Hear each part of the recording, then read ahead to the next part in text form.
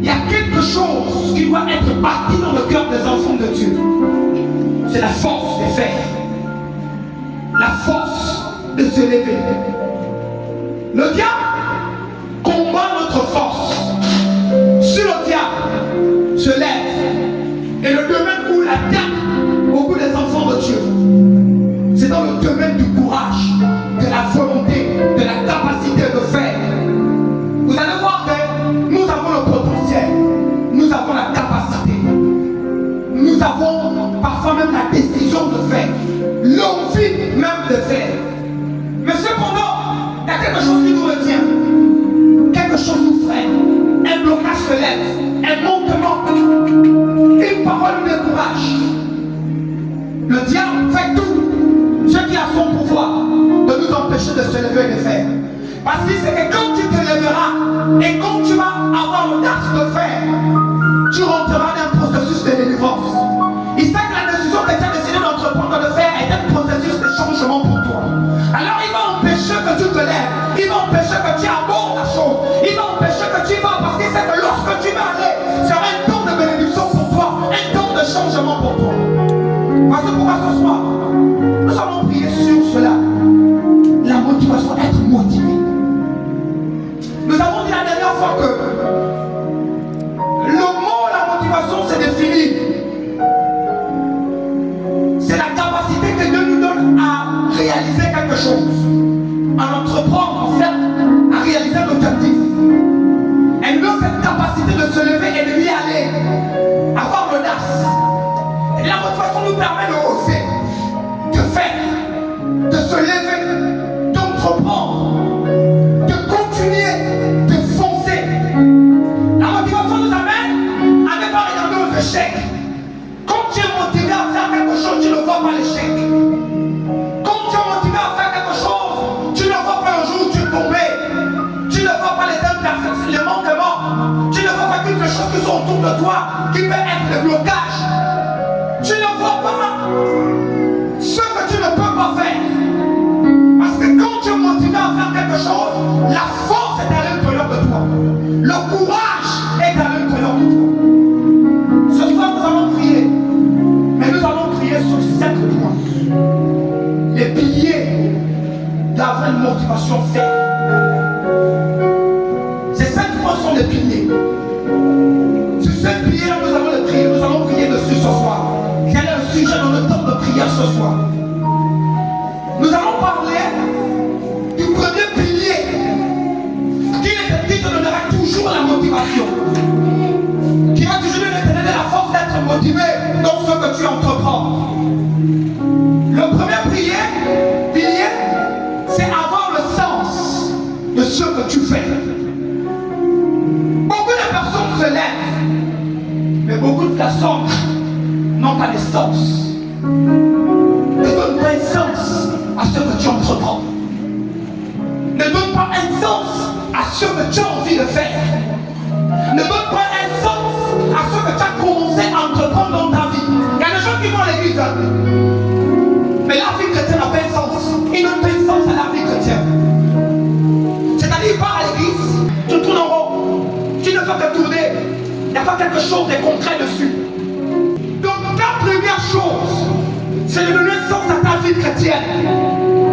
On force les gens d'aller à l'église parce que les gens ne comprennent pas le sens d'y aller à l'église. On est obligé de les forcer, de les encourager. Or, quelqu'un qui connaît le sens d'aller à l'église n'a pas besoin d'être encouragé.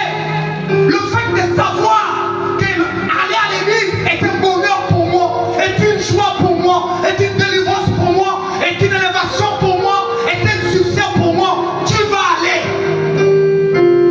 Le fait de savoir que prier a un sens, prier est un bonheur pour moi, est une délivrance pour moi, est une restauration pour moi, tu vas prier. On arrête de prier parce qu'on ne voit pas parfois ce que ça.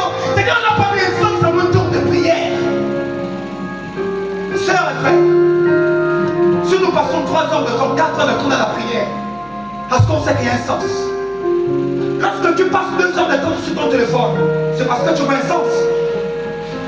Lorsque tu passes 5 heures de temps à la télé, c'est parce que tu vois le sens de ce que tu es en train de faire. Amen. Lorsque vous arrivez à avoir le sens de prier, lorsque vous allez arriver à avoir le sens d'aller à l'église, lorsque vous allez arriver à avoir le sens de méditer la parole, comprendre qu'en méditant la parole de Dieu, il y a des choses qui se font autour de moi, vous n'allez jamais arrêter de prier. Vous n'allez jamais arrêter de méditer. Vous n'allez jamais arrêter d'aller à l'église.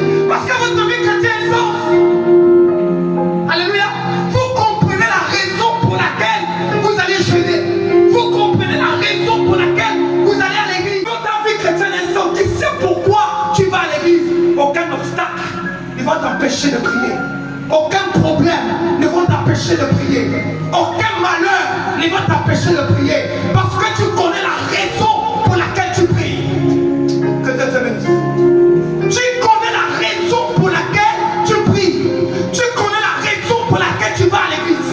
Tu connais la raison pour laquelle tu jeûnes. La raison pour laquelle tu chantes ou tu loues ou tu adores. Parce que ce que tu fais a un sens. Comprenez le sens d'aller à l'église. C'est le premier pilier de votre motivation. Comprenez le sens de ce que vous faites dans votre vie. C'est le premier pilier de votre motivation. Lorsque vous entreprenez, comprenez quelque chose, comprenez le sens de la chose. Lorsque vous décidez de bâtir quelque chose, comprenez le sens de la chose. Ne vous levez pas pour faire. Matthieu chapitre 6, verset 33. La Bible dit quoi? La Bible dit aux apôtres, cherchez premièrement le royaume de Dieu et sa justice. Dieu appela les apôtres. Les gars, suivez-moi. Vous allez marcher avec moi. Vous n'êtes plus des pêcheurs de poissons, mais vous êtes des redemandeurs des pêcheurs des âmes. Après, il dit, dans Matthieu chapitre 6, 33, il dit, mais voici le sens, la raison pour laquelle vous venez à mes côtés. Le sens, la raison pour laquelle je vous appelle. La raison pour laquelle vous êtes mes disciples. La raison pour laquelle vous marchez avec moi, c'est de chercher premièrement le royaume de Dieu et sa justice. Cherchez premièrement quoi? Le royaume de Dieu, d'abord. Ensuite, la justice, parce que la justice est sur terre. C'est-à-dire que quand tu as le sens de ta vie chrétienne, tu sais pourquoi tu es chrétien. Tu sais pourquoi tu pries. Tu sais pourquoi tu pars à l'église. Parce que je dois chercher la justice. Je dois marcher au milieu des ténèbres, dans la justice. Je dois marcher au milieu des ténèbres, dans la justice. Au milieu des problèmes, dans la justice. Je dois chercher ma vie éternelle. Ma raison pour laquelle je pars à l'église, c'est parce que je sais qu'un jour que je mourrai, j'irai au ciel. Ma raison pour laquelle je pars à l'église, c'est parce que je sais que le jour le Seigneur va m'enlever. Mais j'aurai une place déjà dans le royaume de Dieu. Est-ce que je parle à quelqu'un? Si vous ne comprenez pas le sens, la raison pour laquelle vous priez, vous jeûnez, vous ne serez pas motivé à y aller. Au bout du chemin, vous allez baisser les bras. Alléluia. Vous allez baisser les bras. Je vais dire un verset. Actes des Apôtres, chapitre 8. Prophète Ésaïe, il lui dit, comprends-tu ce que tu lis? L'unique éthiopien, c'était un gars qui était en mission. Dans son parcours, dans sa mission, il s'était dit, tiens bon, dans ma mission, dans mes temps perdus, je me mets à méditer le livre d'Ésaïe. C'est quelqu'un qui cherchait la connaissance, qui avait soif de Dieu. Il lisait, mais il ne comprenait pas le sens de ce qu'il était en train de lire. Est-ce que vous comprenez? Il n'avait pas de sens. Le gars, il lisait, mais il ne comprenait pas le sens. Pourquoi maman il lisait tellement il lisait. Et là, le Seigneur envoie Philippe vers lui. Lorsque Philippe arrive, Philippe dit à lui que tu es bien. Est-ce que tu comprends le sens de ce que tu lis? Le gars, il dit, mais si personne ne m'explique, je vais comprendre comment. Dans la suite, la Bible dit, après que Philippe a enseigné à lui que tu es bien tout ce qu'il est en train de lire, à la minute, après la lecture, l'unique que tu as bien dit à Philippe, Philippe, je vais accepter le Jésus. Vous comprenez? Je vais vous faire comprendre cette histoire. C'est-à-dire que c'est de là qu'il a compris le sens des Écritures qu'il a accepté Jésus. C'est-à-dire s'il n'avait pas compris le sens, il devait passer là sans être baptisé. Il ne veut même pas se baptiser. Il devait demeurer comme ça. Il y a des gens comme ça qui vont à l'église qui ne comprennent pas. Parce que pourquoi ils demeurent là des années? Ils tournent là en rond. La vie spirituelle ne progresse pas. Tous ceux qui demandent ne marchent pas les choses, ils vont quand même à l'église. Parce qu'ils ne comprennent pas le sens, la raison où il faut prier, pourquoi il faut jeûner, pourquoi il faut méditer. Dès lors qu'on a expliqué à Philippe les Écritures, à lui que tu appelles les Écritures, ce qu'il était en train de lire, à l'instant temps limite que tu as bien dit à Philippe, je n'attends pas demain, je n'attends pas le soir, je vais me faire baptiser là tout de suite. Baptise-moi là, j'accepte le Seigneur, je suis là tout de suite. Alléluia. Ne persécutez pas les personnes qui persécutent l'église. N'insultez pas les personnes qui persécutent l'église. Ils ne comprennent pas le sens de l'église. Ils ne comprennent pas le sens de la vie chrétienne. Ils sont ignorants. Est-ce que je parle à quelqu'un? Alléluia. Quel est le premier pilier?